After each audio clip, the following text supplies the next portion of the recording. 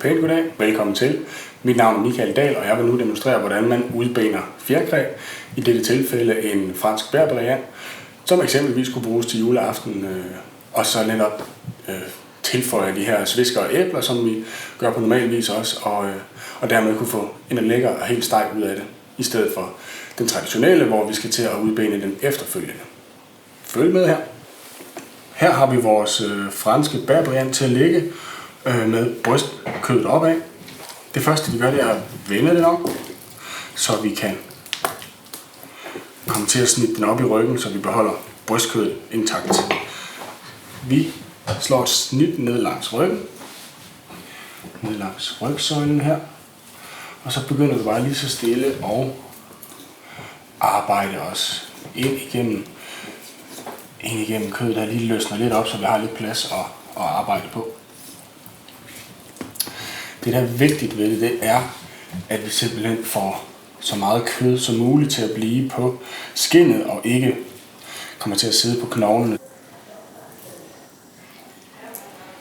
Vi løsner videre på kødet her og får skindet trukket frem. Og her kan vi så se første lille udfordring, der kommer, det er lårbenet, der ligger her. Det sidder fast i hofteskålen heroppe. Og her går vi ind og laver et lille forsigtigt snit. Vi kan se, at benet sidder fast herinde i skålen.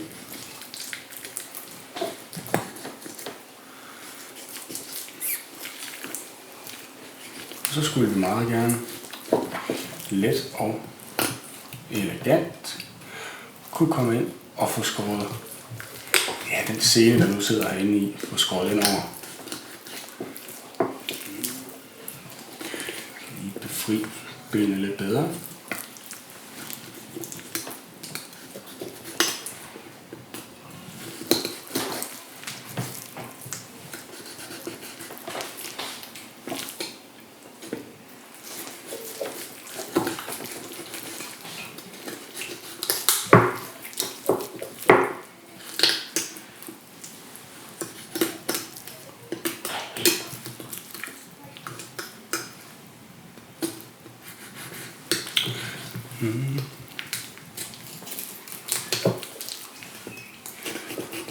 Således, så kommer vi fri til hofteskålen her og benet her.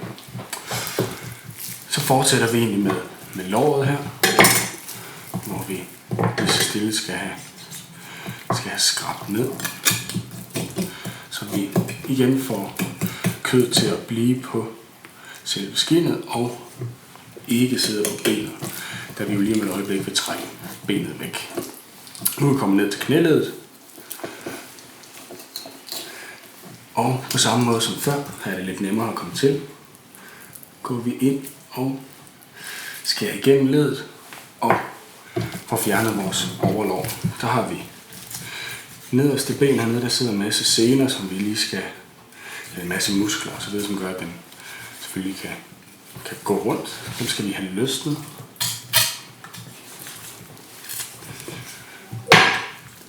Så vi faktisk her efter bare kan trække kødet fra, og dermed komme til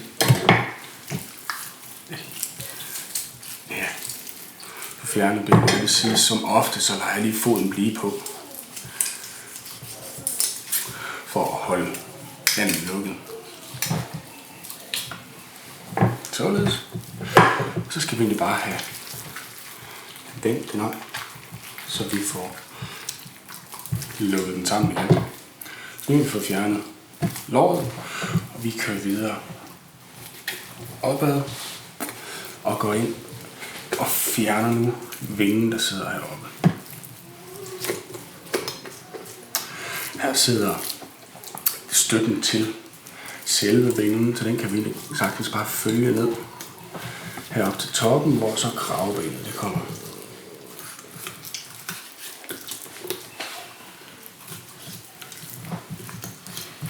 Her kan vi se, her har vi skulderleddet, når vi bevæger vingen her. Ligesom tidligere, så går vi ind løsner i selve leddet. Skærer senerne fri rundt om. Vi kan komme til at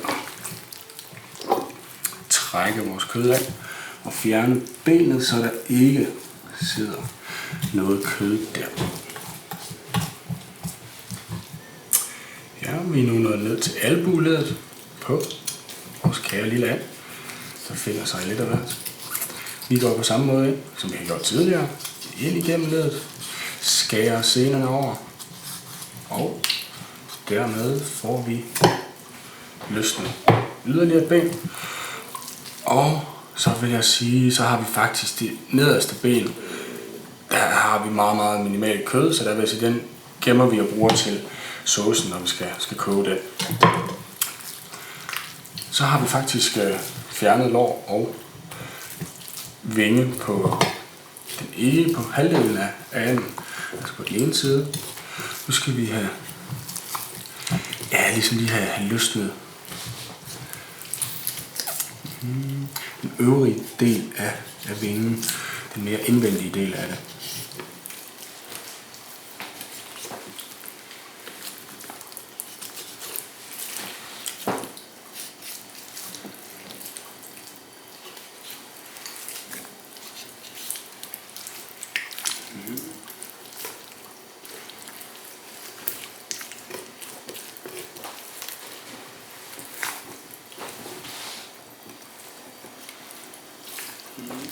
Og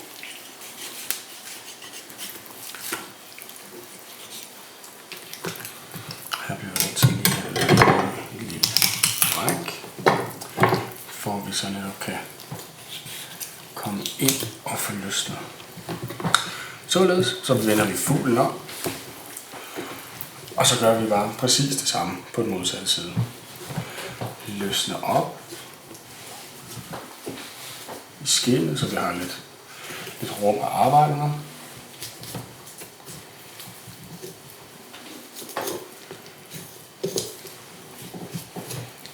Og ligesom før starter vi med låret.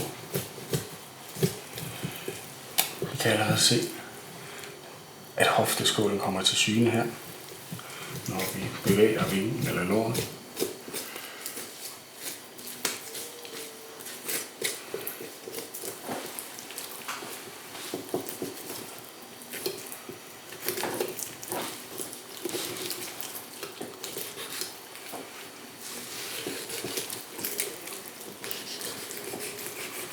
Skær ind i hofteskålen igen. Lige så stille og roligt arbejder vi os ind, så vi kun har benene ligesom at få skåret os ind igennem. Og man kan egentlig bruge det som hovedregel. Hvis ikke kniven kan komme igennem, så er det fordi det ikke er helt det rigtige sted. Men nu kan vi se bevægelsen herinde.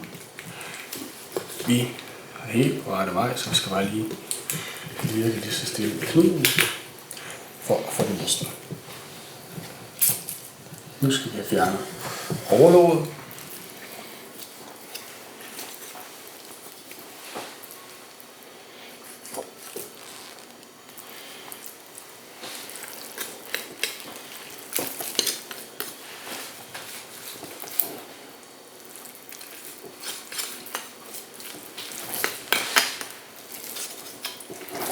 Og her kommer knæleddet frem. Vi lukker benet sammen. Og så kan vi bare gå ind lige så stille og roligt og fjerne overlåret. Ligesom tidligere tager vi fat i underlåret lige og løsner rundt her, så vi får frigivet senerne.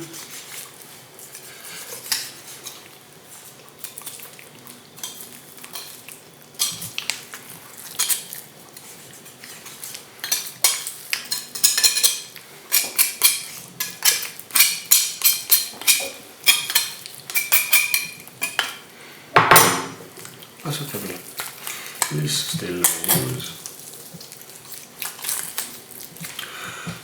få trykket af. helt ned til fodledet, hvor vi ligesom sidst lader foden lige på og lægger benet til side, og så har vi 2 stykker udbenede lår. Kører videre til vingen heroppe.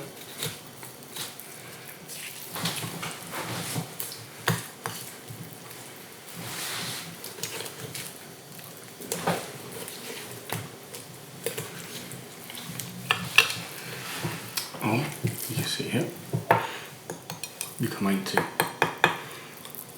ledet heroppe, skulderen. Den sidder ret løst heroppe, kan vi se. Så det er forholdsvis lige til at gå ind og løsne det.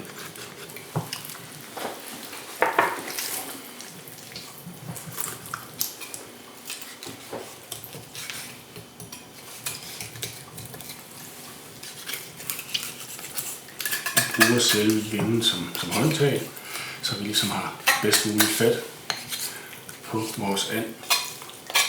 Og så kommer vi heller ikke til at snige i fingrene.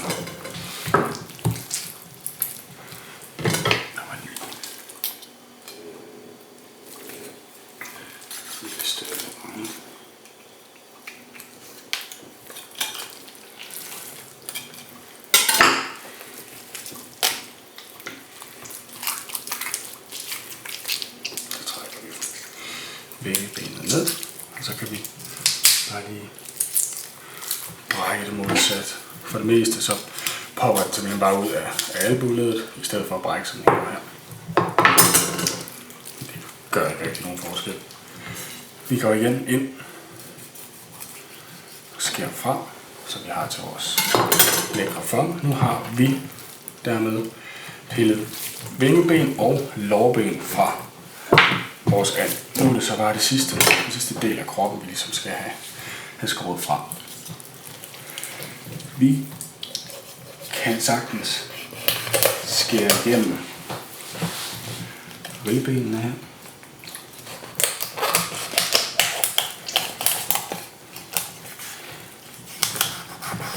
Og så hele vejen ned til enden af anden.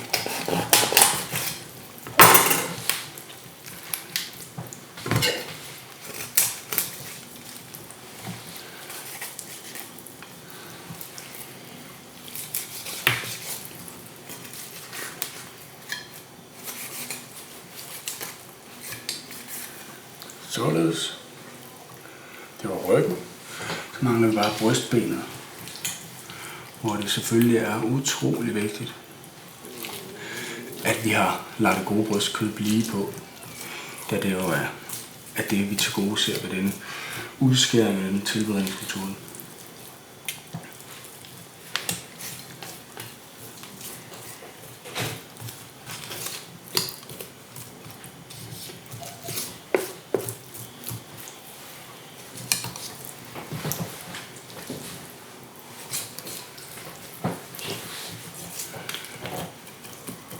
Vi kan se, at vi kommer ind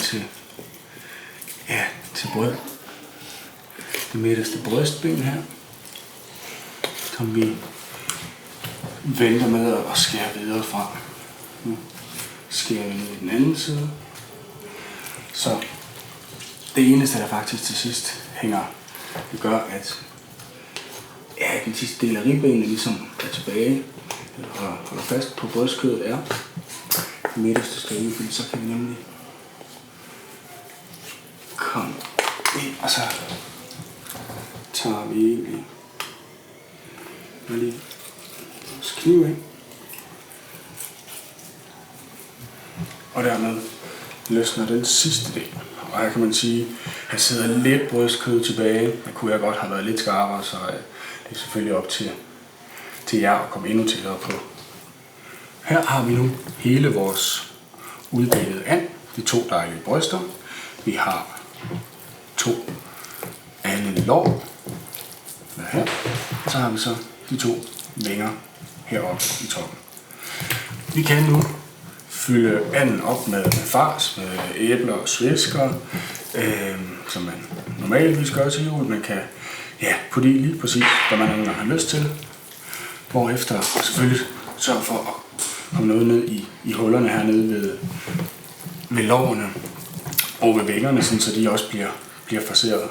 Derefter så lægger vi den egentlig sammen, vender den rundt, og så skal vi have bundet den op, så det ikke løber nogen steder, så det bliver en fast stykke. Vi tager vores kødsnor, binder den i knude for at lave en lykke. Starter fra toppen af.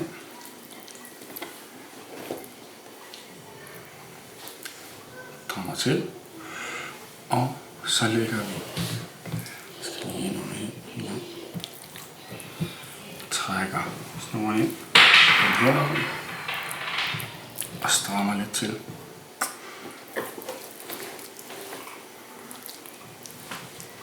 Og så fortsætter det ellers bare indtil vi er helt nede ved enden. Og derefter er den klar til at ryge i ovnen. Jeg vil anbefale at sætte den ind på en rist, så den ligesom bliver sprød hele vejen rundt. Giv den 200 grader i 10-20 minutter. Varm luft. Gnid den godt i salt og lad den tørre lidt let ud, så den bliver rigtig dejligt sprød i skindet. Efter den har fået de her 10-20 minutter på den høje varme, så vil jeg skrue ned for temperaturen. Give den 175 grader i cirka en halv times tid. Og så får du det her resultat, hvor du kan skære de her lækre skiver af anden med rosa bryster og dejligt saftigt fyld. Velbekomme.